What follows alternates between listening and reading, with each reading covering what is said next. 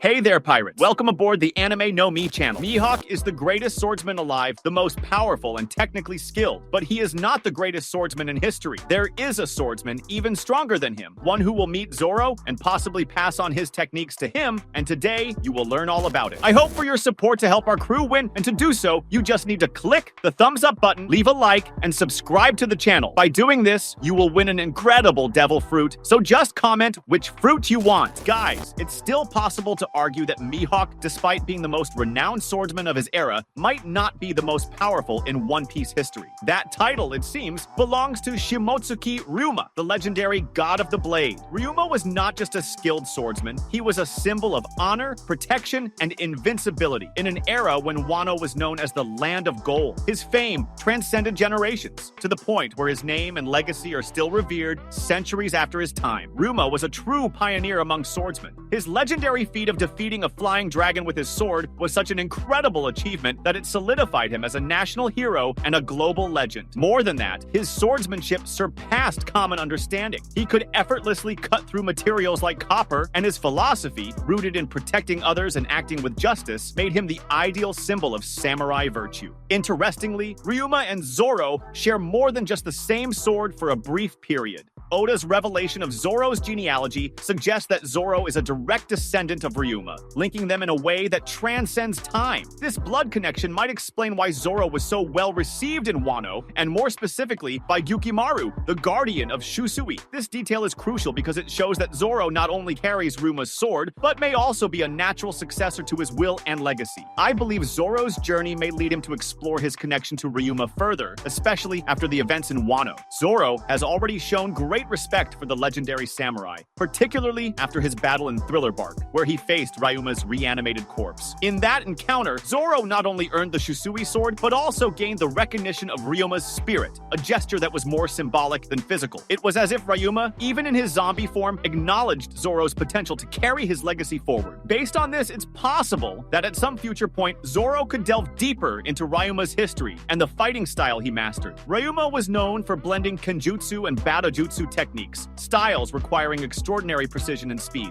Zoro, on the other hand, has already demonstrated his versatility as a swordsman, adapting and incorporating new styles into his repertoire, as seen with his haki-based techniques and, more recently, his mastery of Enma, one of Odin's swords. Learning Ryuma's techniques would be a natural step for him, further solidifying his position as the future strongest swordsman in the world. Another aspect that connects Zoro to Ryuma is the philosophy of the warrior's soul. Ryuma believed that the true value of a battle lay not in the fame achieved, but in what was protected. This belief aligns deeply with Zoro's values. From the beginning of his journey, Zoro has always been willing to sacrifice everything for his friends and ideals. A clear example of this was his sacrifice in Thriller Bark, where he took on all of Luffy's pain and suffering without hesitation. This mentality embodies what Ryuma believed in, showing that Zoro not only follows Ryuma's path, but also carries his values in his heart. If we consider Oda's words about Ryuma and monsters, the one shot that preceded One Piece, it's evident that Ryuma was more than just a skilled swordsman. He was someone who carried a sense of justice so strong that his mere presence inspired those around him. In a story where swords and combat skills are central, Ryuma was the first to show that a swordsman is defined not just by his blade, but by what he fights to protect. This lesson is something Zoro already understands, but deepening this connection would make Zoro an even more worthy successor to Ryuma. Now, when we think of Mihawk, the point is not to diminish his skills or titles. He is undoubtedly the strongest swordsman of the current era, but Ryuma operated in a completely different league. He didn't need titles granted by institutions like the world government or recognition from other pirates. His strength, his legend, and his impact were enough to place him on a divine pedestal. Mihawk may be the best in the world, but Ryuma was the god of the blade. There's a colossal difference in that. By following in Ryuma's footsteps, Zoro would not just be training to surpass Mihawk. He would be carrying a legacy that transcends eras and cultures. It's possible that by exploring more about Ryuma and his connection to Wano, Zoro could uncover even deeper secrets about the true essence of swordsmanship and what it means to be a true swordsman. Considering how One Piece treats the passing of wills and legacies, it's almost certain that Zoro will play a crucial role in reviving and honoring Ryuma's spirit in the future. The revelation that Zoro is Ryuma's descendant through Shimotsuki Ushimaru isn't just a genealogical curiosity. It serves as a reminder that the blood of heroes runs through Zoro's veins, further reinforcing his connection to the legendary swordsman. I believe this connection will be explored in future arcs, especially if Oda decides to delve deeper into Wano's story or the mysteries surrounding the Shimotsuki clan outside Wano. Perhaps Zoro will find ancient records in Elbaf. After all, it's possible Ryuma passed through there, or even meet people who still preserve Ryuma's techniques and philosophy. Or maybe Zoro will face a challenge that can only be overcome by mastering the legendary techniques of the God of the Blade. This would not only solidify Zoro as Ryuma's rightful successor, but also prepare him for even greater challenges in the New World, including a potential final showdown with Mihawk. I believe Zoro's greatest challenge in defeating Mihawk goes far beyond strength, technique, or even determination. To surpass the man who holds the title of the world's strongest swordsman, Zoro will need to do something few have ever attempted. Transcend the very limits of everything he knows and become something entirely new. And perhaps learning Ryuma's style, the God of the Blade, is the only path to achieve that. From his first encounter with Mihawk, Zoro not only accepted his inferiority, but also saw in that man the pinnacle of everything he wanted to become. He trained tirelessly under Mihawk's guidance during the 2-year time skip, absorbing as much as he could from Mihawk's techniques. However, at the same time, this created a subtle barrier. By improving based on Mihawk's techniques, Zoro shaped his style around a swordsman who, despite being unparalleled, has his own limits and vision of swordsmanship. To defeat Mihawk, Zoro needs something that goes beyond Mihawk's direct influence. He needs a style that is unique, one that not only surpasses Mihawk technically, but also philosophically. Ryuma's style might be exactly that.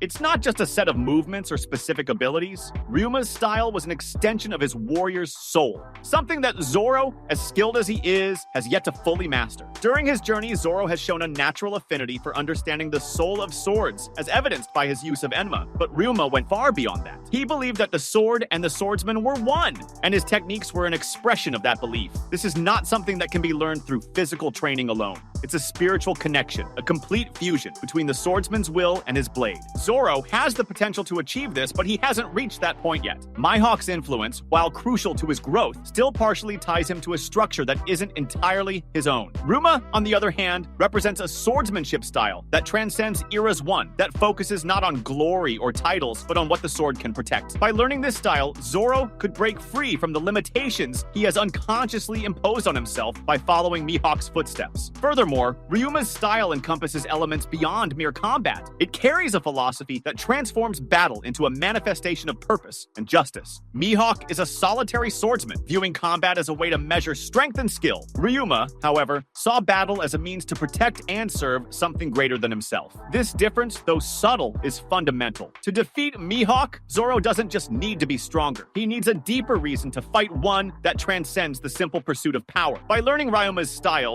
Zoro wouldn't just be improving his skills, he'd be absorbing a part of Wano's soul, something beyond any technique Mihawk could teach. And that's exactly what he needs to triumph. Mihawk is an unparalleled master of his craft, the epitome of technical perfection as a swordsman. But Zoro, by integrating Ryuma's style, could become something more, a swordsman whose strength arises not only from skill, but also from his connection to the very essence of swordsmanship. One of Zoro's greatest challenges will be surpassing what he learned from Mihawk without entirely rejecting what he gained. After all, Mihawk's training laid the foundation for the swordsman Zoro is today. But Ryuma represents an opportunity to redefine what it means for Zoro to be a swordsman. By learning Ryuma's style, Zoro could merge the best of both worlds. Mihawk's refined technique with Ryuma's philosophy of protection and purpose. This balance would be something entirely unique, something Mihawk has never faced before. I believe Zoro has everything it takes to achieve this, but it will be a grueling path. He will need to shed any reliance on the techniques he learned from Mihawk and fully embrace his connection to Ryuma and Wano. This means not just mastering new techniques, but adopting a new mindset, a new way of viewing the world and his role as a swordsman. When that moment comes, when Zoro finally confronts Mihawk, he won't just be a disciple trying to surpass his master. He will be something far greater, the successor of the God of the Blade, a swordsman whose power and purpose transcend eras. But what do you think about this? That was today's content. We hope you liked it and want to share your opinion on the subject. Don't forget to share the video, give it a thumbs up, and I'll see you in the next video. Take care and stay amazing.